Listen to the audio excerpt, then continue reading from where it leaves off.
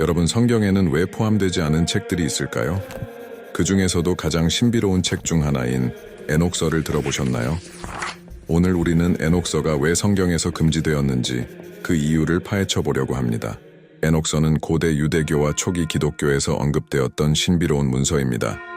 그 이름에서 알 수 있듯이 이 책은 아담의 7대손이자 성경에서 하나님과 동행하다가 죽음을 보지 않고 하늘로 올라간 인물로 알려진 에녹의 이야기를 다루고 있습니다.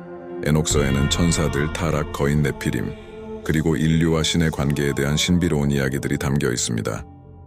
성경의 다른 책들보다 훨씬 더 초자연적인 요소가 강조되며 인간과 천사의 관계, 그리고 종말에 대한 예언까지 포함되어 있죠. 에녹서의 가장 유명한 내용 중 하나는 타락한 천사들, 이른바 감시자들의 이야기입니다. 그들은 인간 여성들과 결합해 거인 네피림을 낳았고 이로 인해 세상은 타락하게 됩니다. 하나님은 이를 보고 대홍수로 세상을 심판하기로 결정합니다.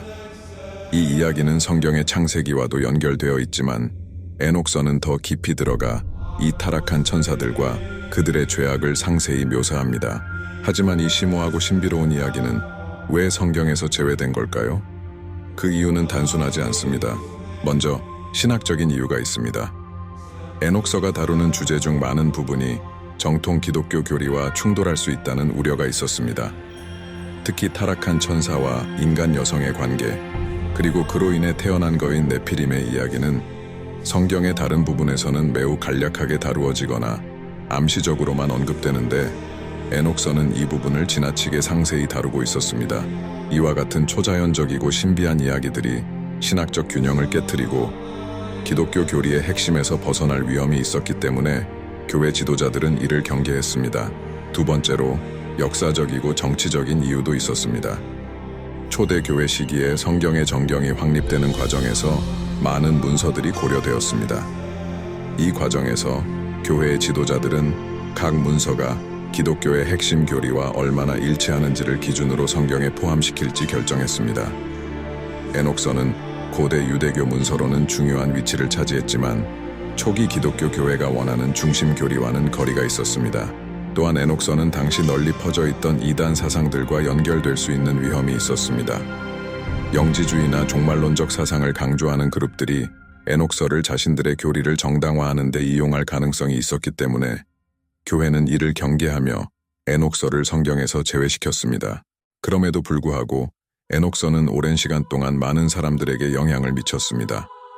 특히 에티오피아 정교회에서는 에녹서를 성경의 일부로 인정하고 있으며 그들만의 독특한 신앙 체계에서 중요한 역할을 하고 있습니다. 또한 초기 기독교 문서들에서 에녹서의 영향을 발견할 수 있는데 베드로 후서와 유다서 같은 성경의 서신들에서도 에녹서의 내용이 암시적으로 언급되고 있습니다. 심지어 에녹서는 기독교뿐만 아니라 이슬람 교리에서도 중요한 역할을 했으며 종교 간 신비주의적 문서로 여겨지기도 했습니다. 이런 점에서 에녹서는 성경에 포함되지 않았지만 종교와 철학적 담론에서 큰 영향을 미친 문서라고 할 수 있습니다. 에녹서가 가진 가장 흥미로운 주제 중 하나는 바로 하늘과 땅의 경계를 넘는 타락의 이야기입니다. 이는 단순히 고대의 신화적인 이야기가 아니라 인간의 욕망과 한계, 그리고 그로 인해 발생하는 도덕적 타락을 상징적으로 다룬 이야기로 해석될 수 있습니다. 현대 사회에서도 이러한 주제는 여전히 유효합니다. 과학과 기술의 발전으로 인해 우리는 과거보다 더 많은 것을 성취할 수 있지만 그 과정에서 인간의 도덕적 한계와 책임은 항상 중요한 문제로 남아 있습니다. 에녹서가 주는 교훈은 인간이 자신의 한계를 넘어서려고 할 때 그 뒤따르는 책임과 결과에 대해 신중해야 한다는 것입니다. 에녹서는 단순한 신비로운 이야기가 아닙니다. 그것은 고대부터 이어져 온 인간의 욕망, 죄, 그리고 신과의 관계에 대한 깊은 사색을 담고 있습니다.